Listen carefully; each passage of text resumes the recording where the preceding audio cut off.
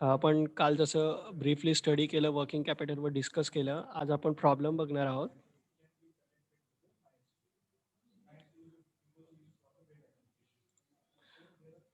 आणि वर्किंग कॅपिटलचं आज weekly pattern आपण सॉल्व्ह करणार आहोत. मंथली जसं काल मी तुम्हाला प्रॉमिस केलं होतं की वीकली पॅटर्नला घेईन. तर मंथली पॅटर्नमध्ये आपलं सॉल्युशन एक झालेलं आहे. From today we are study the weekly practice. Then in next week we are study the daily pattern. म्हणजे आपल्याला ऑल पॅटर्नमध्ये वर्किंग कॅपिटल कॅल्क्युलेट करायचं आहे on daily basis on work. तर इथे बघा त्याने एक एक गोष्ट दिली नाही. From that we are preparing first working note like this. Statement showing कॅपिटलचं वर्किंग नोट बनवणार आहोत. त्या वर्किंग नोटमध्ये आपल्याला जे रेग्युलर अमाऊंट लागणार आहे ती भेटणार आहे, like material and all. And then from that we are calculating the statement showing working capital, current asset and current liability. Okay, the today's problem started from here. From the following information you prepare the statement showing working capital. त्याच्यामध्ये given मध्ये त्याने दिलेलं आहे statement of production. How much statement production? 40,000 unit. Cost structure आणि त्यामध्ये काय काय 40,000 unit prepare करण्यासाठी, प्रोड्यूस करण्यासाठी त्याला जे लागलं आहे, like material 20 unit, then overheads, wages 15 units, overhead 10 units, total cost not given. How can you calculate total cost? It is the total of 20, 15 and 10.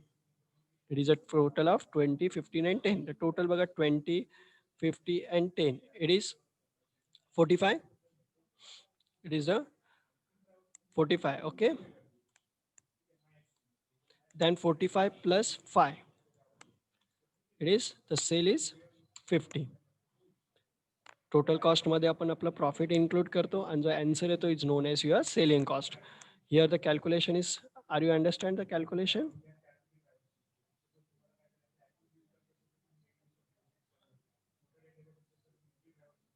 Hello, are you getting the point? मी काय केलंय तिथे? Yes sir. आता जरा please सॉल्युशनसाठी कॅल्सी तुमच्या हातामध्ये ठेवायचं calculator, म्हणजे मला तुमची हेल्प असेल. एक जणाने कोणीतरी कॅल्सी हातात ठेवायचं. जेव्हा मी मल्टिप्लिकेशन डिवायजेशन काय करायला सांगेन तेव्हा तुमच्या कॅल्सीने तुम्ही केलात की तुम्हाला पेपरलाही हेल्प होईल की आपण कशी अमाऊंट फॉरगॉट करतोय. ओके, तर कॅल्क्युलेशन साठी कॅल्सी हातात घेतलंय का कोणी? Your ready calculation?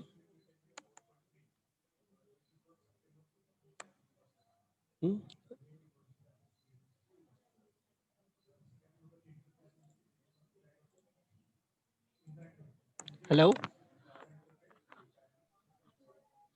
हा सर. हां, कॅल्क्युलेटर हातामध्ये आहे? Yes sir. तर स्टार्ट करूया आपण आजचं प्रॉब्लेम सॉल्युशन. आधी आपण वर्किंग नोट फाइंड करूया. वर्किंग नोटचं फॉर्मॅट असं असणार आहे आपलं. ह्याच्यातलं मी इकडचं जो लास्ट कॅल्क्युलेशन आहे तो रिमूव्ह करून घेतो.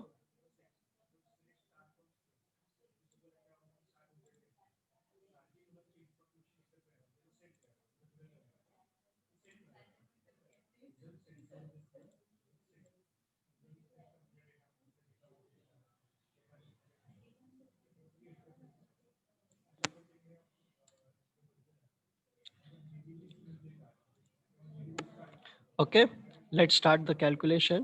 कॅल्क्युलेशन आपलं असणार आहे unit multiply by rate and time. आणि आपलं युनिट जो कॅल्क्युलेशन आहे for today's it is weekly calculation. Okay, weekly, right or wrong? Right sir. Because the given is 8 week, 2 week, 8 week, 8 week, it means it is it want the weekly calculation. Okay, and then let's start. आणि आपल्याला जो given दिलं नाही तर first given is estimate it's 40,000 unit per annum. Yearly 40,000 आहे. Then वीकलीसाठी काय करायचं आहे बघा, consider 4 week in a month. Then मग इयरली वीक किती होणार बघा, इयरली एक मंथमध्ये 4 वीक, देन 12 मंथमध्ये किती होणार? How much week? 48 weeks, right? Right sir. हां, ओके. देन वीकली प्रोडक्शनसाठी आपण काय करणार आहोत? Total production 48,000 unit divided by the number of weeks in a annum. Okay, बघा किती येतो answer. Sir 833.33. 833.33. 8,333. I am taking 0.33 मी विसरतो. Okay, it is your weekly production unit आणि आपला फॉर्म्युला काय unit multiply by rate multiply by time. तर unit भेटलेलं आहे. रेट आपल्याला कुठे दिलेला असतो इथे. ओके, ह्या टेबलमध्ये आपल्याला रेट दिलेला असतो. वेजेस ओव्हरहेड्सचे रेट दिलेले असतात आणि आपल्याला टाइम कुठे इथे गिव्हनला दिलेला असतो 8 वीक 2 वीक.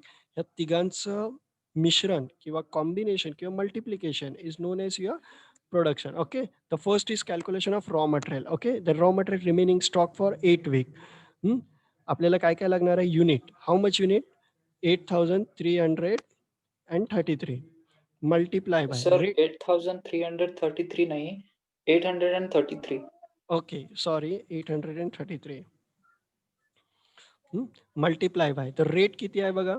तर रॉ मटेरियलचा रेट आपल्याला कुठे भेटणार आहे ह्या कॅबिनमध्ये बघा भेटेल. रेट रेट किती आहे रॉ मटेरियलचा 20. तर मल्टिप्लाय बाय 20. कुठून काय पुट करतोय बरोबर घ्यायचं आहे. कोणाला काही प्रॉब्लेम असेल तर मला पॉज करायचं आहे लवकर. Multiply by time. टाइम आपण जो कुठलं घेणार आहोत तर रॉ मटेरियलची इन्स्ट्रक्शनमध्ये दिलेलं आहे स्टॉक 8 वीक मल्टिप्लाय बाय 8. कोणी मला सांगेल ह्या तिघांचा आन्सर किती येतोय मल्टिप्लिकेशन केल्यावर. 1,33,280. 1,33,280. Thank you. Then working progress. अब वर्किंग प्रोग्रेस किस में मैंने क्या बोला हुआ, वर्क जो होता है वो प्रोग्रेस में यानी हाफ वर्क हुआ है.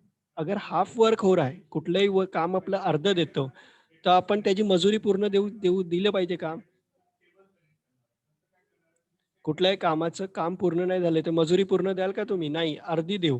म्हणून इथे मी लास्ट प्रॉब्लेम मध्येही वेजेस आणि आपलं वरचं खर्च ओव्हरहेड्स हे हाफ हाफ घेतोय. म्हणजे जेवढे त्यातलं मल्टिप्लाय बाय 1/2 मल्टिप्लाय बाय 1/2 करतोय. रिझन काय आहे की work is not done, that's why the payment is not done. Understand मैं क्या बोला. Yes sir. काम पूर्ण नाही झालंय म्हणून पेमेंट आपण पूर्ण देत नाही आहोत. बट रॉ मटेरियल आपण पूर्ण घेतो. त्याचं रिझन काय आहे की रॉ मटेरियल कसंही केलं तरी अप्लाय पूर्ण करायला लागणार आहे. काम अर्ध झालं तरी रॉ मटेरियल अर्ध कच्चं राहील अर्ध पक्का राहील बट यूज पूर्ण होणार आहे. That's why raw material complete and remaining are half half. Okay, तर आपण कॅल्क्युलेट करणार आहोत DEF मध्ये वर्किंग प्रोग्रेसचं. तर first is working progress use करताना आपण 3 गोष्टी सिलेक्ट करतो. Raw material wages and overheads. Raw material completely, wages half, overheads half. Okay, unit of production किती आहे आपलं 833. इच टाइम तेच घ्यायचं आहे 833 multiply by rate of raw material. आपण आधी काय घेतोय फर्स्ट इज रॉ मटेरियल घेतोय. I mention here. ओके, तर raw material rate of raw material is 20 per unit multiply by प्रोसेसचा टाइम किती आहे. Process in stock for 2 week. Okay, then it is multiply by 2 just. Given my answer please. 33,320. 33,320. 320. Okay, then the calculation for working process में अगर हमने काम किसी को दिए उसने आधा काम किया तो उसको आधी वेजेस तो देने पड़ेंगे. तो वेजेस कितना पेड करने हम लोग half wages are paid here because the working progress. तो unit of production is same, उतना ही प्रोडक्शन यूनिट होने वाला है. देन वेजेस का जो रेट होगा वो उतना यूनिट पे हमें देना ही पड़ने वाला था पहले. अगर काम कंप्लीट होता वो कितना होता 15 rupees. Okay, multiply by process for 2 month है but work are not done, that's why my half amount are paid. समझा यह कैलकुलेशन मैंने क्या किया हो. हेलो सर वीक्सचं परत रिपीट करा. म्हणजे ते मंथचं तुम्ही आता काय लेटेस्ट घेतलंय ते. कुठलं. हा 15च्या पुढे तुम्ही घेतलंय ते एक्सप्लेन करा परत. 15च्या वर प्रोसेस किती आहे 2 वीक आहे ना. Right sir. हा, तो आपण टाइम घेतोय इथे 2 वीक. ओके, देन हाफ का घेतोय आपण कारण की काम अर्ध झालंय अर्ध पूर्ण नाही झालंय. मग मजुरी मी अर्धीच देईन म्हणून अर्ध. ओके समज सर. हा प्रोसेस आहे ना. प्रोसेसमध्ये मजुरी मी अर्धी का दिली हाफ का येतो हा because the work are half done, complete नाही झालंय पण त्याला मटेरियल पूर्ण लागणार आहे. तू आता जर आपल्याकडे कुणाला कामाला आणलंस तर आपण त्याच्यासाठी लागणारे हत्यार पासून सर्व गोष्टी आणतो. मग तो अर्धा काम करून ते हत्यार सोडून जाईल पण वस्तू तर खर्च झाली की नाही. Right or wrong. Right sir. Okay, तर कॅल्क्युलेशन बोला याचं अमाऊंट किती येते. 12,495. 12,495. ओके, देन सिमिलर ओव्हरहेड्स पण तसेच पेड होणार हाफ, कारण की हाफ वर्क झालंय.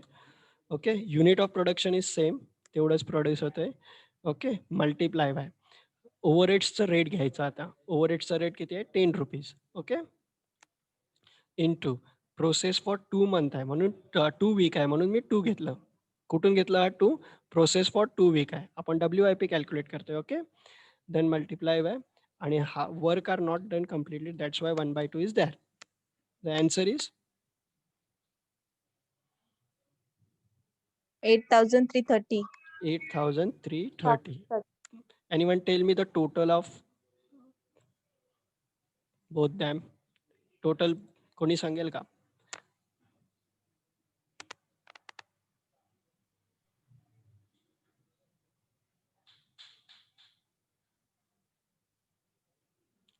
Total, hello, total बोलो. 33,320, 12,495 and 8,330 की.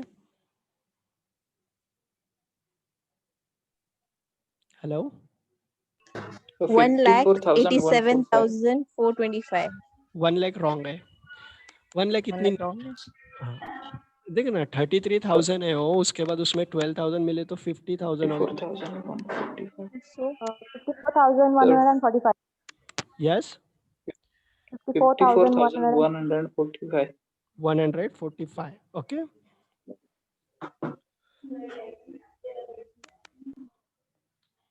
It is a total of WIP. Okay, then calculation. आगे देखो क्या बोला हुआ है, फिनिश स्टॉक 4 वीक. अब फिनिश स्टॉक में हाफ हमें लेना नहीं पड़ेगा because stock are finish and work are done.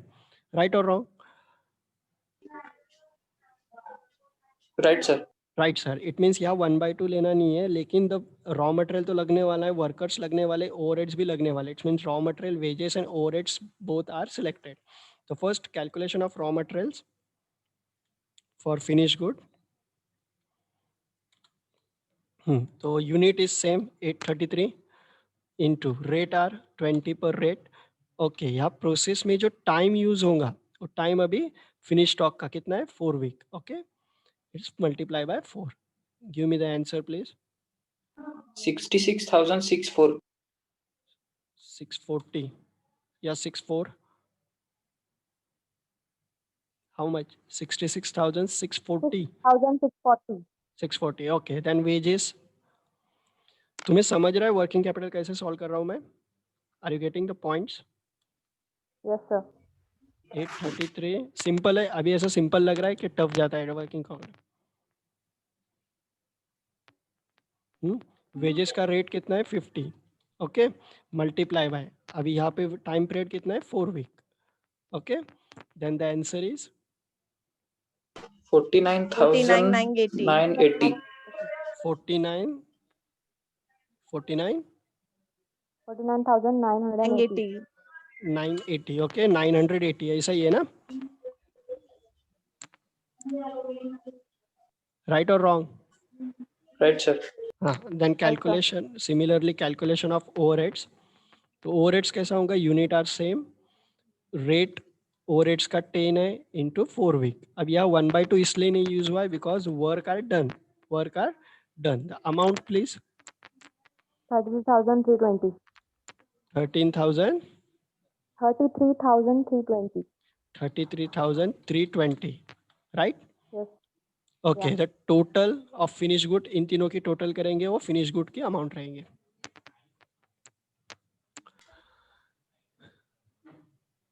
One four nine 149 940. 940.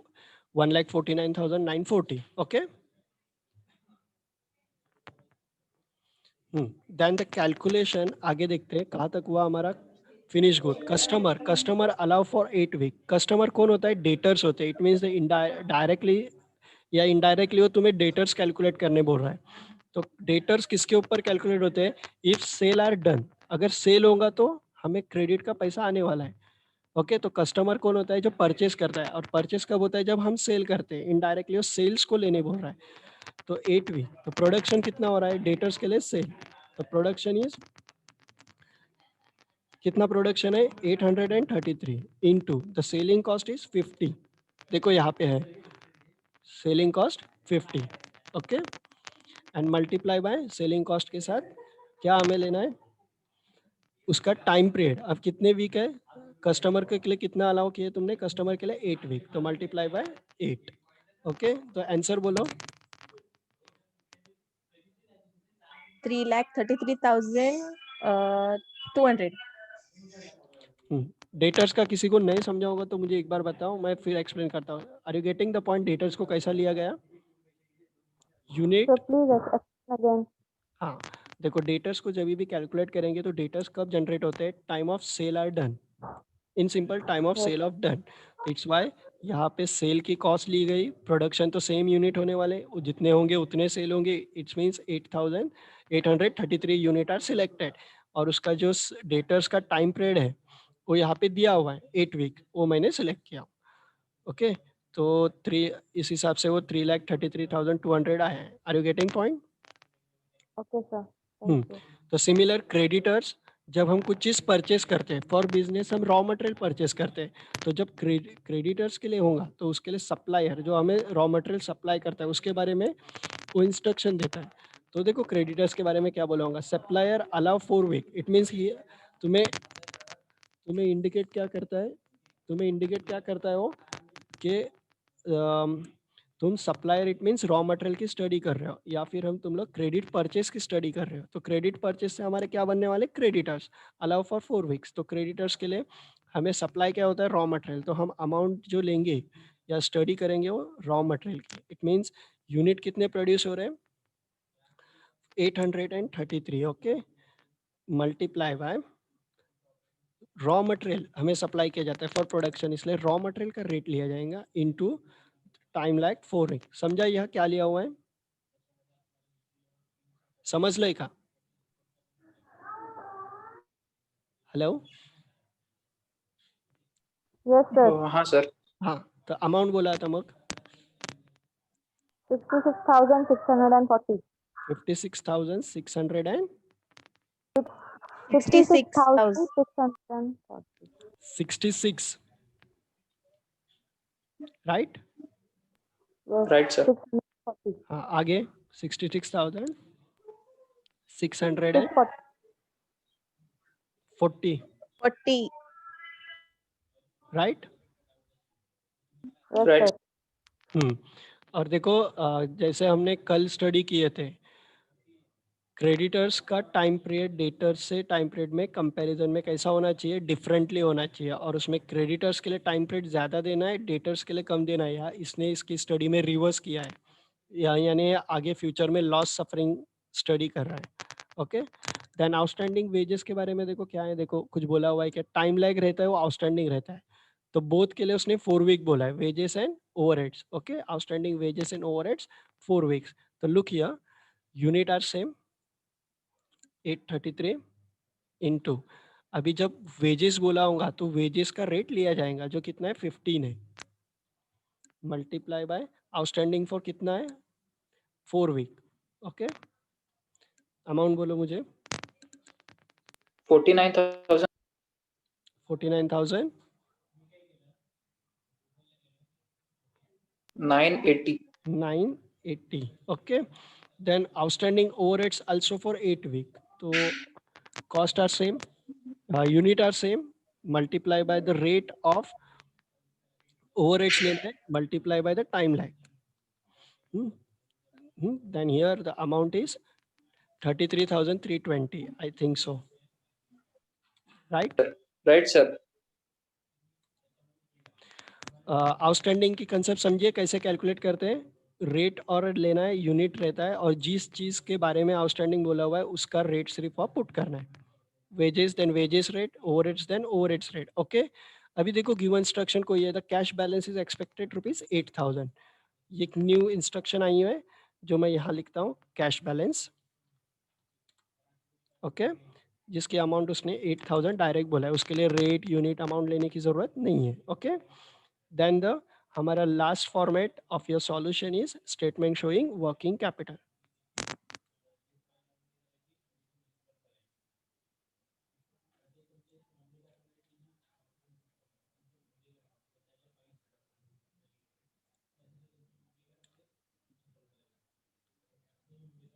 Okay, मैं यहाँ से अमाउंट से हटा साइड करता हूँ ताकि हमें न्यू बनाने मिले।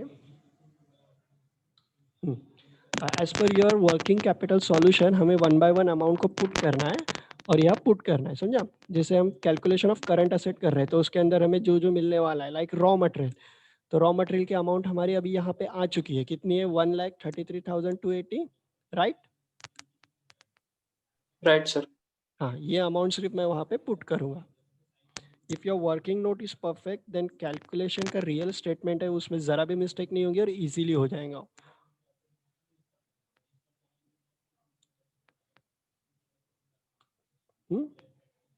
देन देखो द सेकंड इज वेजेस मांगा, उसने क्या बोला हुआ है? WIP, okay. WIP means work in progress, तो total of work in progress कितना है? 54,145, ओके, राइट? हाँ sir. Okay, 54,145 is putting there. और वैसे ही मैं फिनिश गुड की फिनिश स्टॉक की अमाउंट लूंगा जो है 1,49,940, 1,49,940, ओके। देन उसने और क्या मांगा हुआ है? देखो और कुछ है क्या जो असेट साइड का है, जो करंट असेट साइड का है, डेटर्स है, उसकी अमाउंट कितनी है? 3,33,200, ओके, 3,33,200, ओके।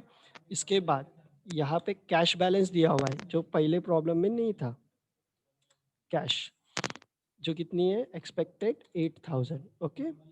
चेंज देखो, हाँ, वरना ऐसा लगेगा कि सर ओल्ड प्रॉब्लम है वही कॉपी पेस्ट कर रहे हैं। नहीं, मैं सिर्फ फॉर्मेट को कॉपी पेस्ट कर रहा हूँ कि बार बार टाइप करने में बहुत टाइम जाएगा और तुम्हारा लेक्चर लेंदी हो जाएगा, इससे मैं थोड़ा शॉर्ट कर रहा हूँ, ओके। देन इनकी टोटल जो रहेंगी वो टोटल ऑफ करंट असेट या ग्रॉस वर्किंग कैपिटल, ये हम बाद में देखेंगे। रिमेनिंग पोस्टिंग एक बार देख लेते हैं।